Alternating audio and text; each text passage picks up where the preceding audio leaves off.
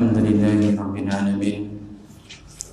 Wassalatu wassalamu ala ashrafil anbiya'i wal mursalin Nabiyyina Muhammadin wa ala alihi wa sahbihi wa man tabi'ahum bi ihsanin ila yaumiddin, amma ba'd.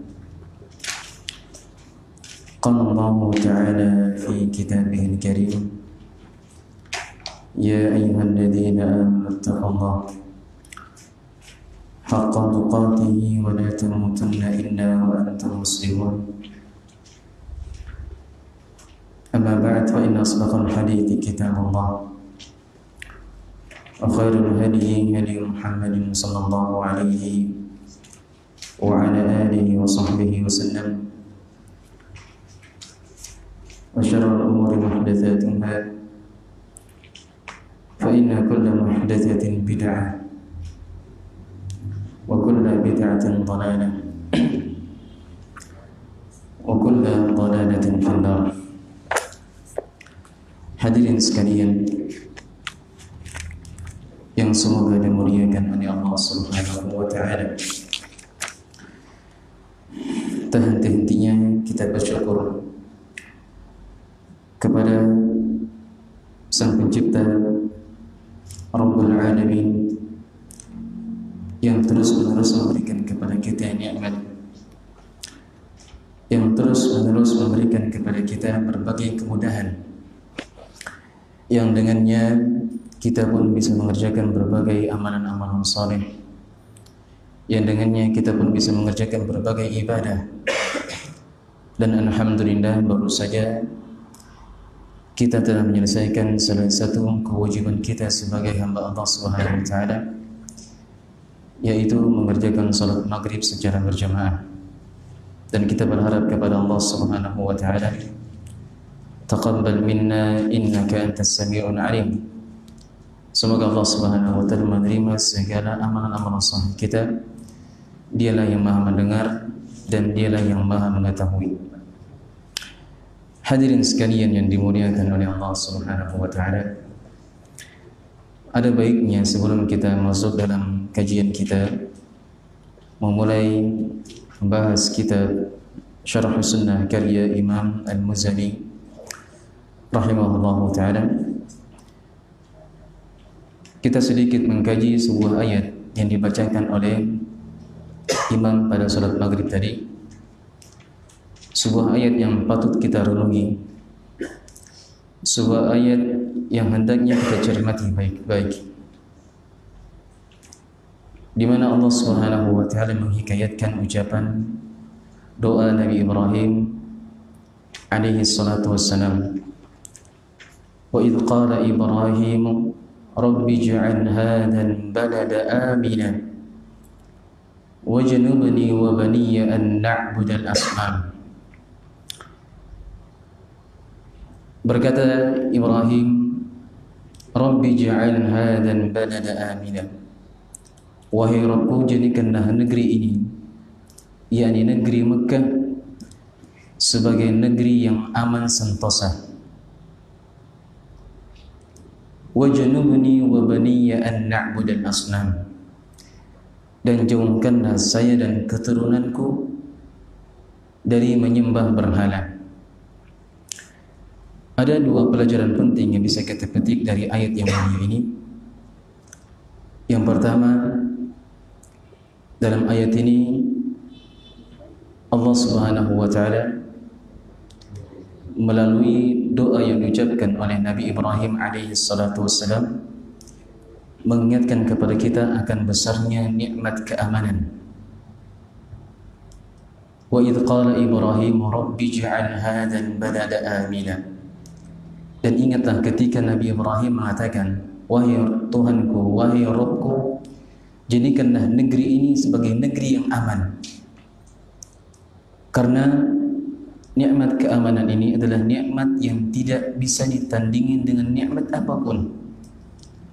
Walaupun seorang mempunyai harta yang banyak, mempunyai keturunan yang banyak, harta yang melimpah, namun kalau seandainya dia tidak mendapati keamanan pada dirinya, pada masyarakatnya, pada rumahnya, pada negara yang dia berpijak di dalamnya,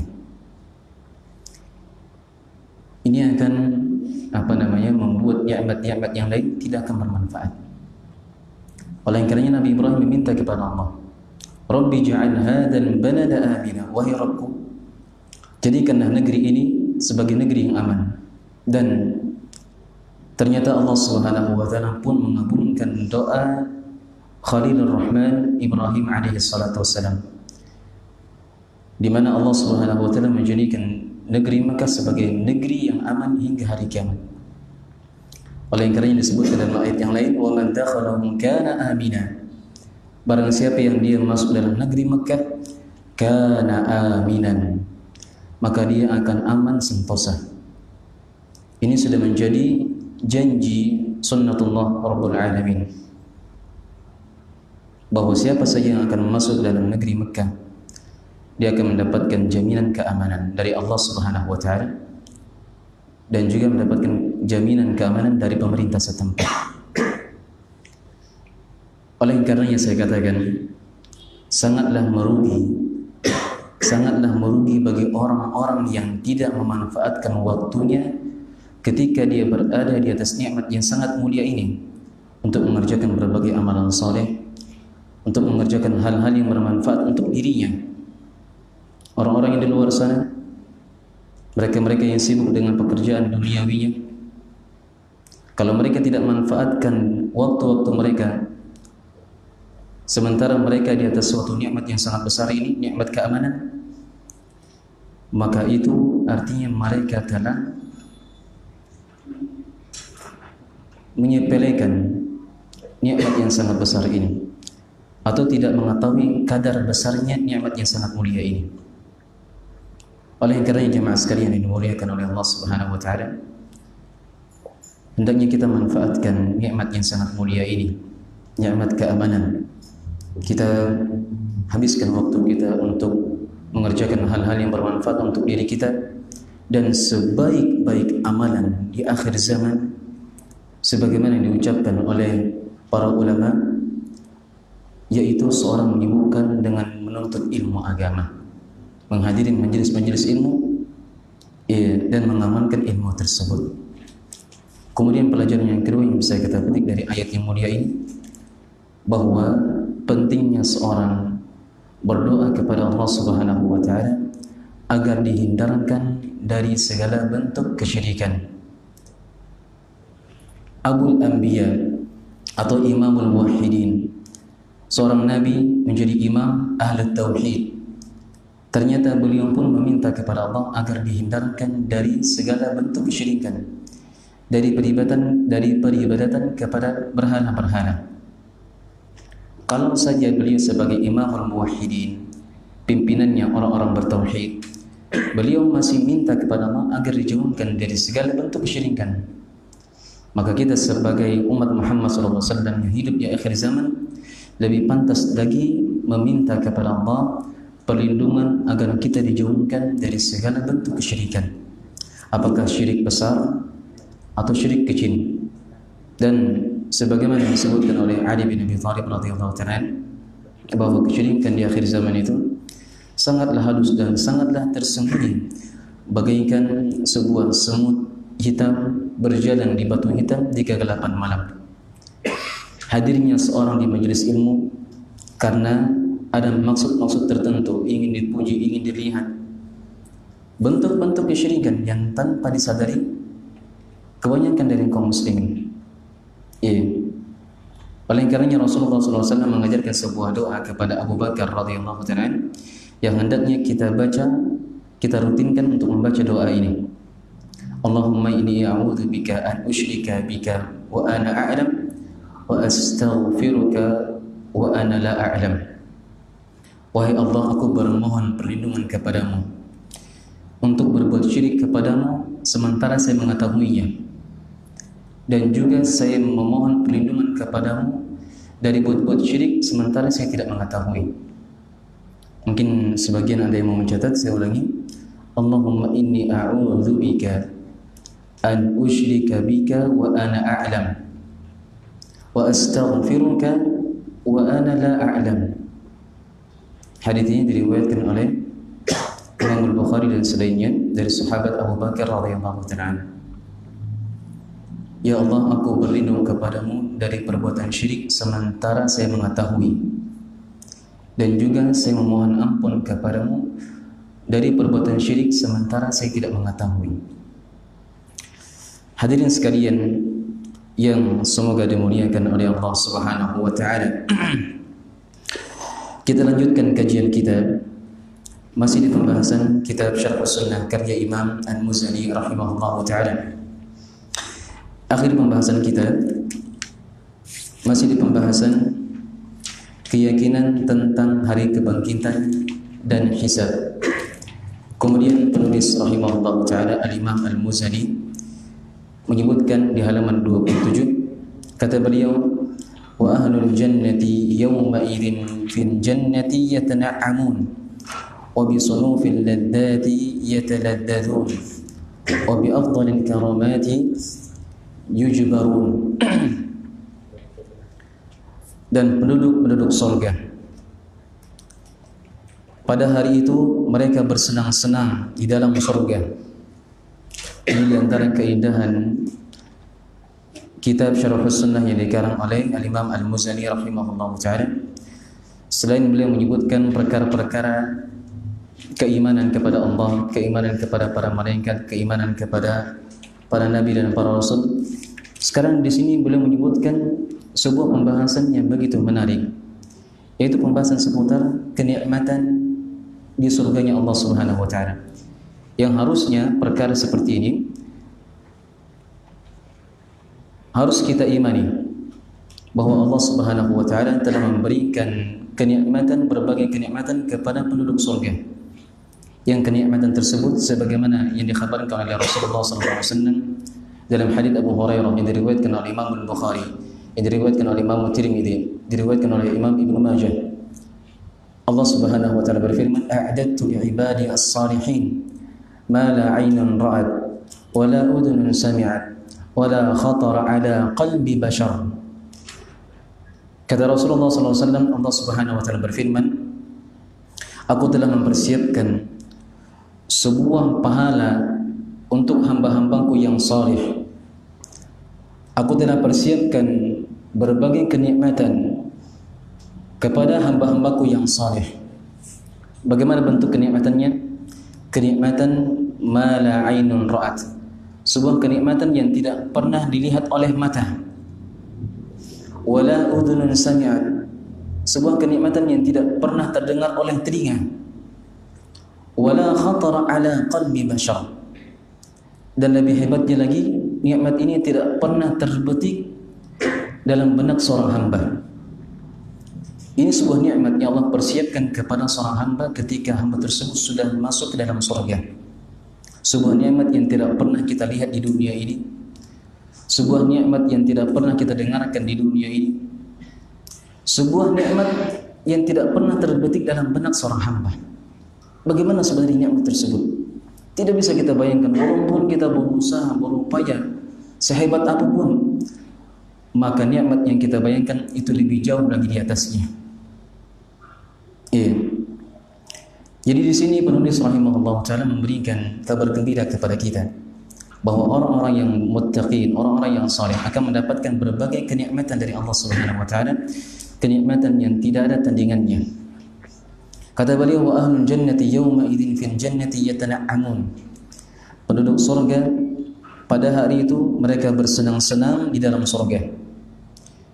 Nanti penulis rahimahullah ta'ala akan menyebutkan sebuah nikmat yang tidak ada tandingannya sama sekali, dan nikmat ini menjadi nikmat yang terbesar secara mutlak. Tidak ada nikmat terbesar setelah itu.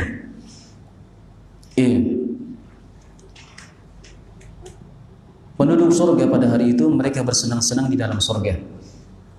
Mereka berlezat-lezatan dengan berbagai bentuk kelezatan dan penuh kegembiraan dengan kemuliaan-kemuliaan yang paling utama. Kemudian masuklah penulis rahimahullah ta'ala menyebutkan sebuah nikmat yang tak terhingga, sebuah nikmat yang semua dari kita berharap untuk bisa mendapatkannya. Dan saya nanti akan membacakan sebuah doa. Saya akan nanti bacakan sebuah doa yang saya harapkan kepada jemaah sekalian agar menghafalkan doa tersebut, Ya insyaallah siapa saja yang dia merutinkan doa tersebut di dalam salatnya atau ketika dia berdoa kepada Allah Subhanahu wa taala, biidznillah dia pun akan mendapatkan nikmat tersebut. Kata beliau, fahum yawma idzin ila rabbihim yanzurun. Pada hari itu kata beliau, mereka yakni orang-orang beriman kepada Rabb mereka yanzurun, akan melihat dengan mata kepala mereka. Permasalahan melihat wajah Allah Subhanahu wa taala sebagaimana yang diutarakan oleh Syekh Al-Allamah Hafidh Al-Hakami rahimahullahu taala, ini adalah sebuah pembahasan yang mutawatirah, pembahasan yang disepakati oleh para ulama, dan hadits-hadits yang menerangkan akan benarnya hal tersebut adalah hadits-hadits yang mutawatirah. Apa itu hadits-hadits yang mutawatirah? Hadits-hadits yang mutawatirah adalah hadits-hadits yang diriwayatkan oleh banyak sahabat. Disebutkan oleh Al-Hafidh Al-Hakami rahimahullahu taala, yang meriwayatkannya adalah sahabat-sahabat yang mulia. Di antaranya Abu Bakar As-Siddiq, Aisyah radhiyallahu taala anha, Ammar bin Yasir, Abdullah bin Abbas, Abdullah bin Umar, kemudian Zaid bin Thabit, kemudian juga Buraidah bin Husayb, Abi Razin, Jabir bin Abdullah, Abu Umamah, dan seterusnya. Permasalahan ini atau hadis-hadis yang menerangkan bahwa orang-orang beriman itu akan melihat kepada Allah Subhanahu wa taala, hadis-hadis yang sangat banyak. Makanya disebutkan oleh Hafidh Al-Hakami rahimahullahu taala, hadis-hadis yang menerangkan tentang hal tersebut adalah hadis-hadis yang mutawatirah. Banyak sahabat yang meriwayatkannya, bukan cuma satu. Bahkan sahabat-sahabat yang mulia seperti Abu Bakar juga meriwayatkannya. Dan berkata Syekhul Islam Ibnu Taimiyah rahimahullahu taala dalam kitab beliau Al-Lamiyah, beliau mengatakan wal mu'minuna yarawna haqqan rabbahum.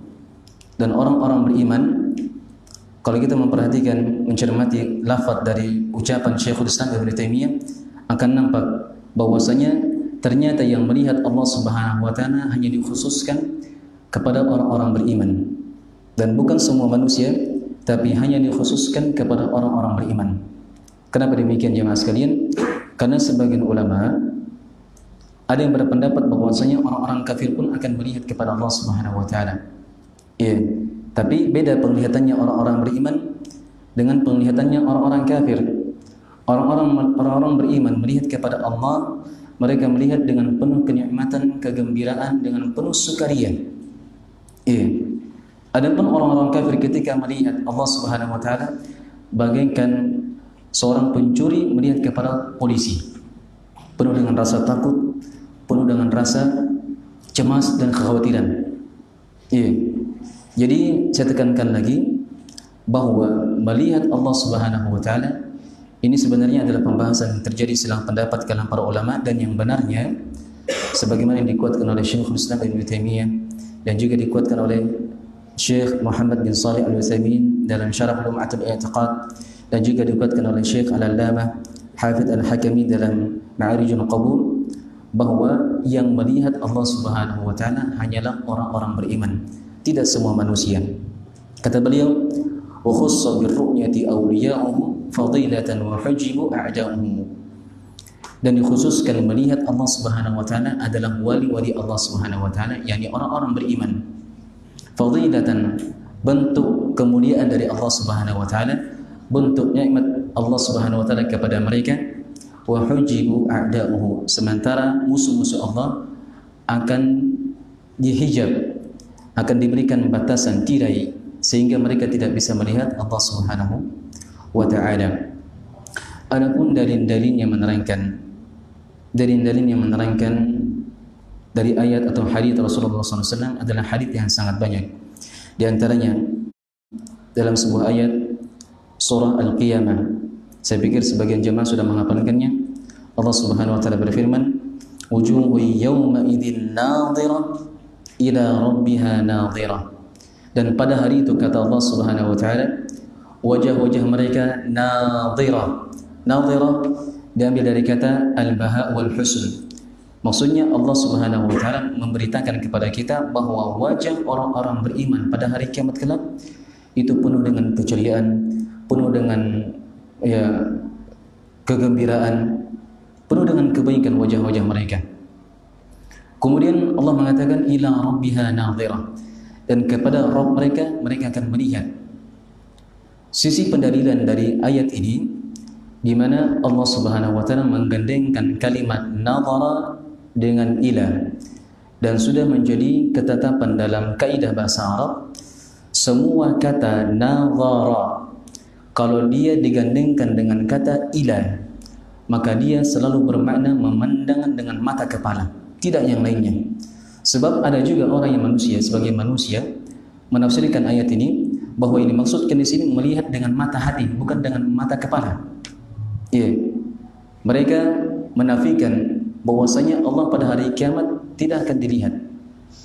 Mereka menafikan bahwasanya Allah akan dilihat. Maka hal tersebut terbantahkan dari sisi kaidah bahasa Arab.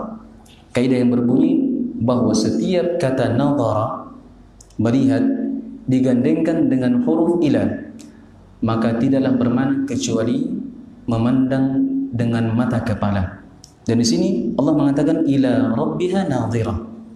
Sama juga seperti saya mengatakan nadhartu ila fulan, nadhartu ila usfur, saya melihat kepada burung. Ketika saya menggunakan nadhartu ila, maka itu bermakna saya melihat dengan mata kepala saya, bukan melihat dengan mata hati. Dan hal tersebut sudah ditekankan juga oleh Rasulullah SAW dalam hadis Jarir bin Abdullah Al-Bajali radhiyallahu ta'ala yang diriwayatkan oleh Imam Al-Bukhari dan Imam Muslim, dan juga diriwayatkan oleh Ibnu Abi Asim dan selainnya. Rasulullah SAW bersabda, innakum satarawna rabbakum iyanan, sesungguhnya kalian pada hari kiamat akan melihat kepada Rabb kalian iyanan, dengan mata kepala kalian. Dan juga disebutkan oleh Al-Hafidz Al-Hakami dalam Ma'arijul Qabul, kata beliau, wa kullun yarahu ru'yatan inani kama ata fi muhkamil qur'ani, setiap orang-orang beriman akan melihat kepada Allah dengan mata kepala, kama ata fi muhkamil qur'ani, sebagaimana pengkhabaran yang telah datang dalam Al-Qur'an Al-Karim. Jadi saya ulangi lagi bahwasanya melihat kepada wajahnya Allah adalah perkara yang telah disepakati oleh para ulama, dan hadis-hadis yang menerangkan tentang hal tersebut adalah hadis-hadis yang mutawatirah. Kemudian juga di antara ayat yang menerangkan bahwasanya orang-orang beriman akan melihat kepada Allah Subhanahu wa taala, ayat dalam sebuah surah Yunus yang berbunyi lilladzina ahsanul husna wa ziyadah, lilladzina ahsanul husna wa ziyadah, dan bagi mereka-mereka yang berbuat baik, bagi mereka-mereka yang berbuat amalan saleh di dunia ini, husna, bagi mereka kebaikan pula, wa ziyadah, dan bagi mereka tambahan. Aziyadah di sini sebagaimana ditafsirkan oleh Rasulullah SAW yang diriwayatkan oleh Bukhari dan selainnya, dan juga diriwayatkan oleh Ibnu Abi Asim dengan sanad yang sahih, bahwa tambahan di sini adalah tambahan kenikmatan berupa memandang wajahnya Allah Subhanahu wa taala. Nas'alullaha al-karima rabbal 'arsyil 'azim ladzatan nazar ila wajhihi wasyauqa ila liqa'ihi.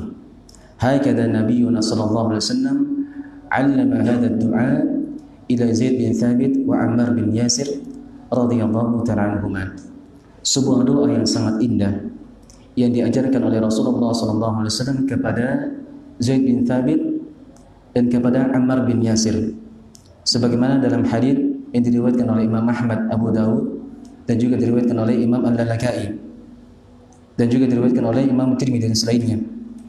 Rasulullah SAW pernah mengajarkan sebuah doa kepada Zaid bin Thabit dan kepada Ammar bin Yasir, sebuah doa yang hendaknya kalian membacanya, kata beliau Rasulullah SAW, di setiap harinya. Doa yang berbunyi, Allahumma inni as'aluka ar-ridha ba'da al-qadha wa barda al-'aish ba'da al-maut wa ladzata an-nazar ila wajhik wa syauqa ila liqa'ik min ghairi dharra'in mudirrah wa la fitnatin mudillah wa a'udzu bika Allahumma an adlima wa la udlam wa an a'tadiya aw yu'tada 'alayya أو أكسب خطيئة محبطة أو ذنبا لا تغفره Atau kama qala Rasulullah SAW. Saya bacakan doanya dan bisa dilihat rekaman nanti, dihafalkan doanya. Doanya sangat bagus. Rasulullah SAW bersabda, "Ya Allah, aku memohon kepadamu keridhaan setelah ketentuanmu." Ya Allah Subhanahu wa ta'ala, aku memohon kepadamu keridhaan setelah ketentuanmu, setelah takdirmu. Dan juga aku meminta kepadamu kehidupan yang baik setelah kematian. Dan juga saya meminta kepadamu ladzatan nazar ila wajhik, kenikmatan memandang wajahmu. Beliau meminta kepada Allah Subhanahu wa taala agar meminta kelezatan memandang wajahnya Allah Subhanahu wa taala. Jadi dari hadis ini juga, sebelum kita melanjutkan terjemahan dari hadis, ternyata orang-orang beriman itu mereka hanya melihat wajahnya Allah Subhanahu wa taala, bukan seluruhnya. Bukan zatnya Allah Subhanahu wa taala, bukan seluruhnya, tapi hanya sebatas wajahnya Allah Subhanahu wa taala. Dan sebutkan dalam hadis, "Fama u'tu syai'an ahabbu ilaihim." Tidak ada sebuah nikmat yang mereka cintai, yang mereka paling cintai seperti nikmat memandang wajahnya Allah Subhanahu wa taala. Wajah yang sangat mulia, ketika seorang memandangnya penuh dengan kegembiraan, penuh dengan kelezatan.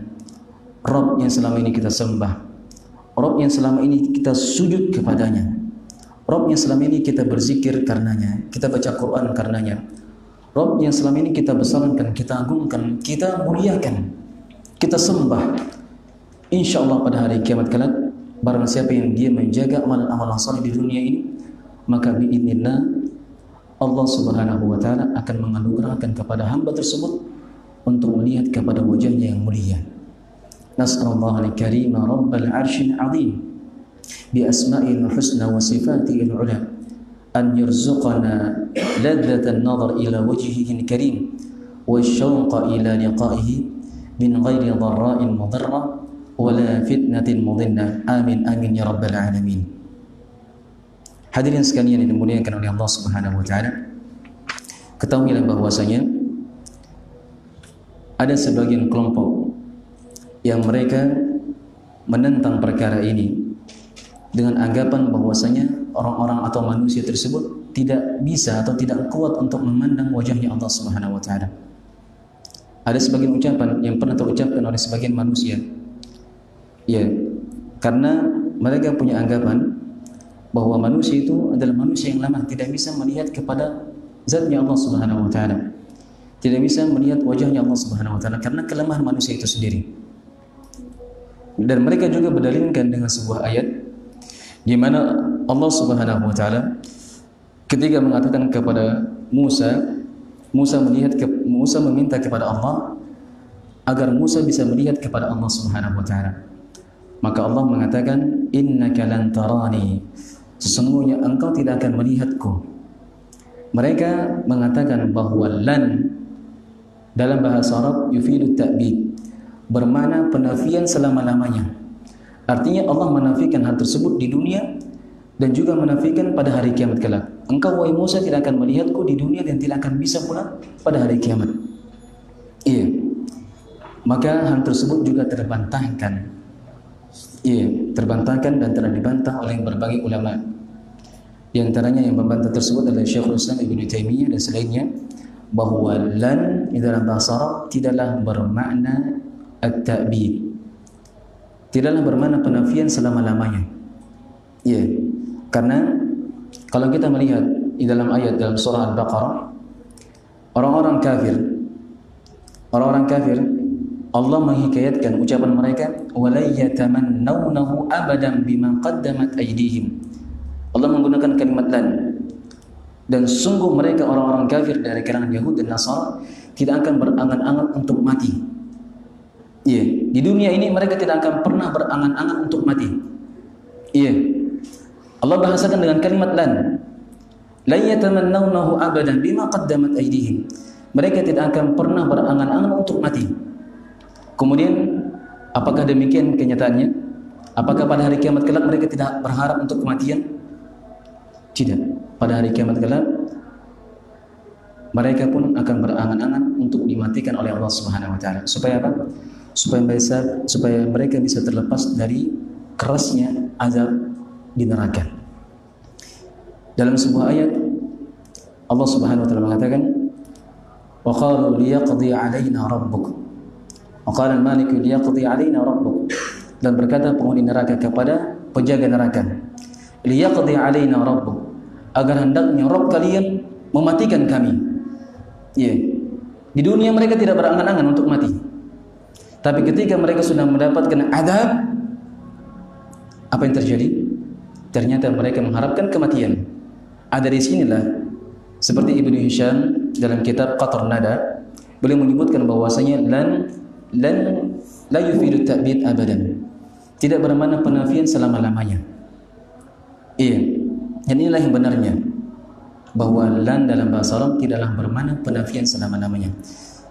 Ala kulli hal, sebagaimana yang saya katakan di awal pembahasan, bahwa orang-orang yang menafikan kenikmatan yang mulia ini, orang-orang yang menafikan bahwasanya Allah pada hari kiamat akan dilihat, mereka ini ucapan mereka terbantahkan dari Al-Qur'anul Karim dan terbantahkan dari Sunnah Rasulullah SAW, dan juga terbantahkan oleh ucapan para ulama. Karena sepakat para ulama bahwasanya orang-orang beriman itu pada hari kiamat kelak akan melihat kepada wajahnya Allah Subhanahu wa taala. Iya. Hadirin sekalian yang dimuliakan oleh Allah Subhanahu wa taala. Kemudian kata beliau, "Fahum yawma idzin ila rabbihim yanzurun la yumaruna fin nadhari ilaih." Mereka pada hari itu, kata penulis, akan melihat kepada Rabb mereka dengan sebenar-benarnya. La yumaruna fin nadhari ilaih. Dan tidak ada keraguan dalam melihat wajahnya Allah Subhanahu wa taala.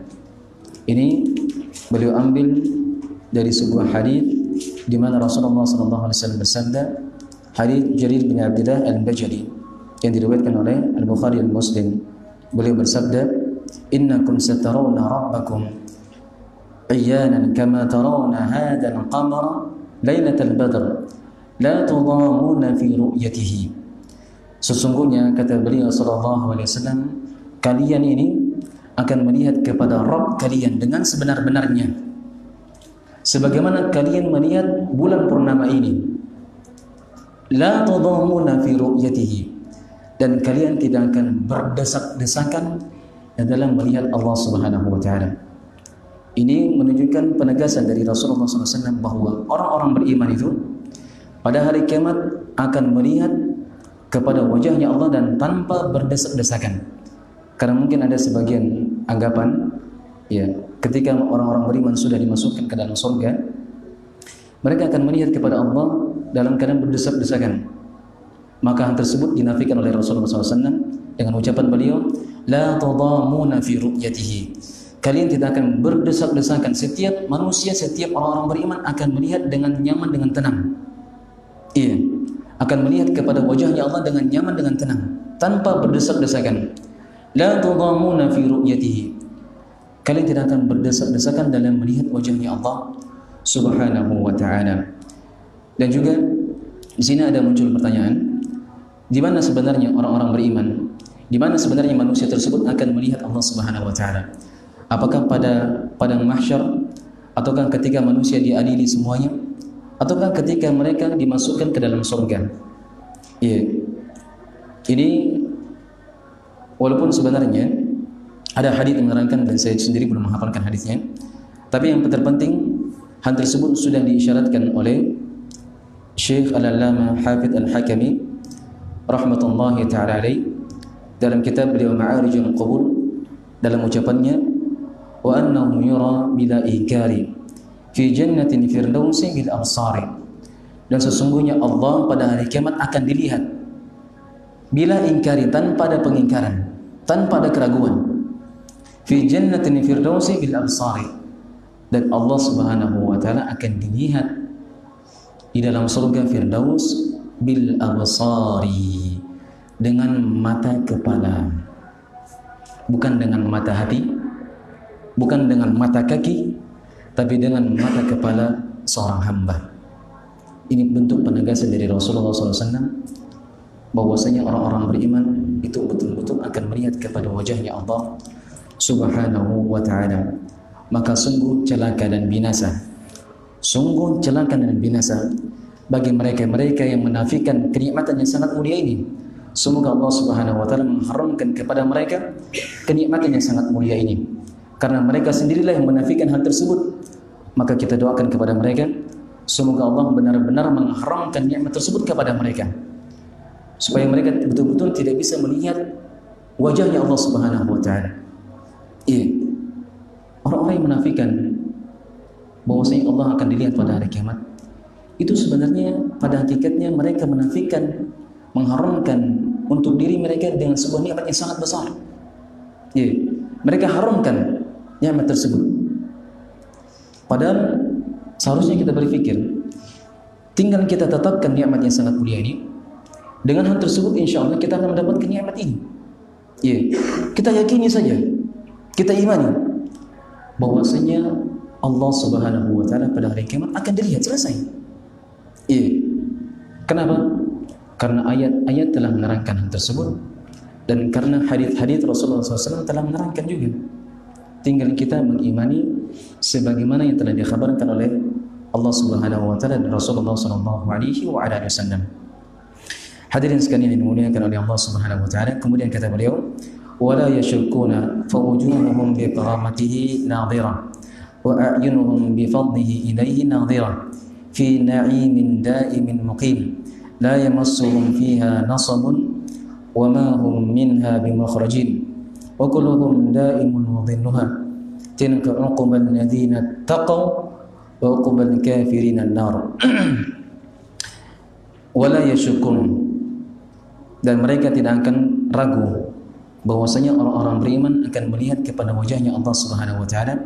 Fa wujuhuhum bi karamatihi nadhira, dan wajah-wajah mereka pada hari kiamat karena kemuliaan Allah Subhanahu wa taala itu akan berseri-seri.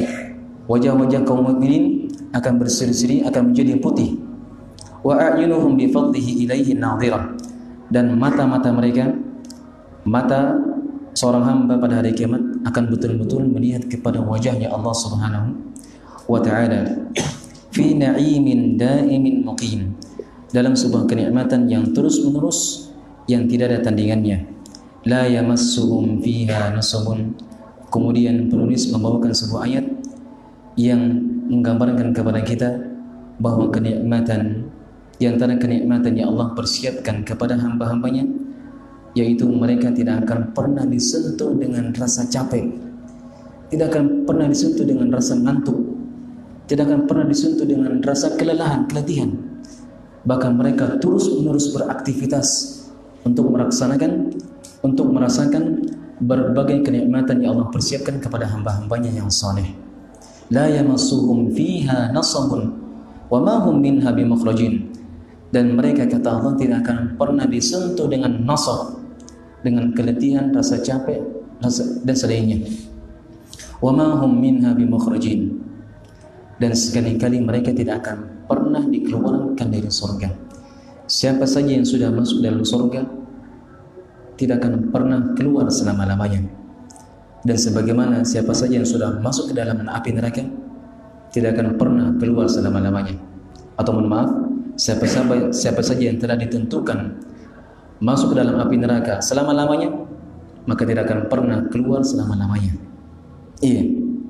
Oleh karenanya Allah Subhanahu wa taala menghikayatkan tentang keadaan orang-orang kafir ketika mereka dimasukkan ke dalam api neraka, wa ma hum bikharijin minha, dan mereka orang-orang kafir ini tidak akan pernah keluar dari api neraka tersebut.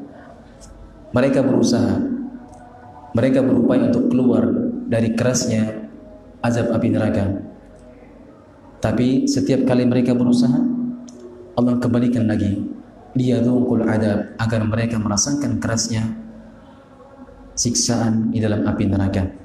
Yuriduna ay yakhruju minha wa ma hum bikharijin minha, mereka berusaha untuk keluar darinya. Wa ma hum bikharijin minha, ketahuilah bahwasanya mereka tidak akan bisa keluar selama-lamanya. Inilah keadaan orang-orang kafir. Ketika Allah sudah tetapkan bagi mereka masuk ke dalam api neraka selama-lamanya, maka mereka pun tidak akan keluar, tidak akan bisa keluar darinya. Dan sebagaimana orang-orang beriman, ketika Allah sudah masukkan mereka ke dalam surga, mereka pun tidak bisa keluar darinya. La yamassuhum fiha nasabun wa ma hum minha bimukhrajin. Mereka tidak akan pernah disentuh dengan keletihan dan mereka tidak akan keluar selama-lamanya. Ukluhum daimun wa dhilluha tilka uqbal ladzina taqaw wa uqbal kafirin an-nar. Itulah tempat kesudahan bagi orang-orang yang bertakwa, sedangkan tempat kesudahan bagi orang-orang kafir adalah neraka. Dan di antara faedah yang bisa kita petik dari pembahasan yang disebutkan oleh penulis rahimahullah ta'ala, yang pertama dari pembahasan sini kita bisa menetapkan bahwasanya yang namanya surga tersebut sudah ada dan sudah diciptakan oleh Allah Subhanahu wa taala, sebagaimana neraka pun sudah ada dan sudah diciptakan oleh Allah Subhanahu wa taala. Kenapa demikian jemaah sekalian? Karena kalau kita melihat konteks-konteks dalam ayat Al-Qur'anul Karim yang memberitakan tentang adanya surga dan neraka, Allah membahasakan dengan kata kerja yang telah berlalu. Seperti firman Allah, "Uiddat lil muttaqin." Surga yang telah dipersiapkan kepada orang-orang yang bertakwa. Ini menunjukkan bahwasanya surga tersebut adalah sebuah makhluk yang telah diciptakan oleh Allah Subhanahu wa taala, dan demikian pula neraka juga sebagaimana Allah kabarkan uiddat lil kafirin, surga yang dipersiapkan untuk orang-orang kafir. Dan dari ayat ini pula menunjukkan bahwasanya neraka tersebut sudah ada dan sudah diciptakan oleh Allah Subhanahu wa taala. Baik, selesai sudah pembahasan seputar surga dan kenikmatannya. Mungkin salah seorang jemaah bisa menyebutkan di antara faedah yang telah kita sebutkan pada malam hari ini. Mungkin dari Pak Darmawan. Ini kajiannya kajian interaktif ini. Baik, saya persilakan.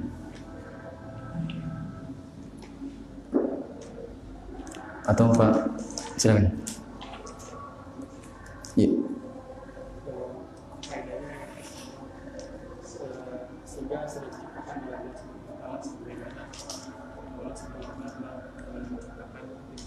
Ahsan, Masya Allah.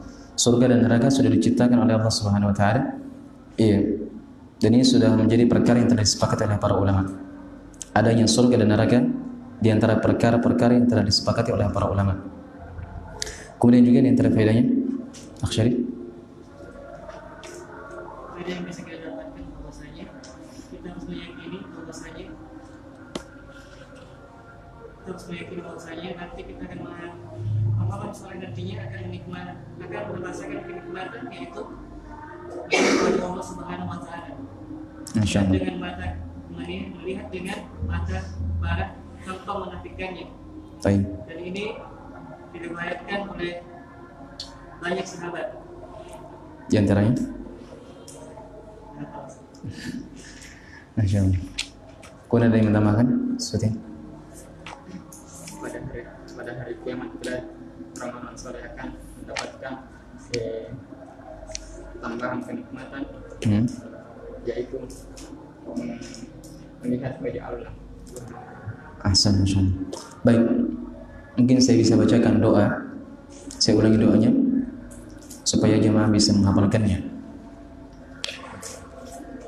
Doa yang hendaknya kita rutinkan, kita baca dalam salat kita, yang insya Allah ketika seorang hamba sudah merutinkan doa ini, Allah pun akan memberikan kepada kita kelezatan memandang wajahnya.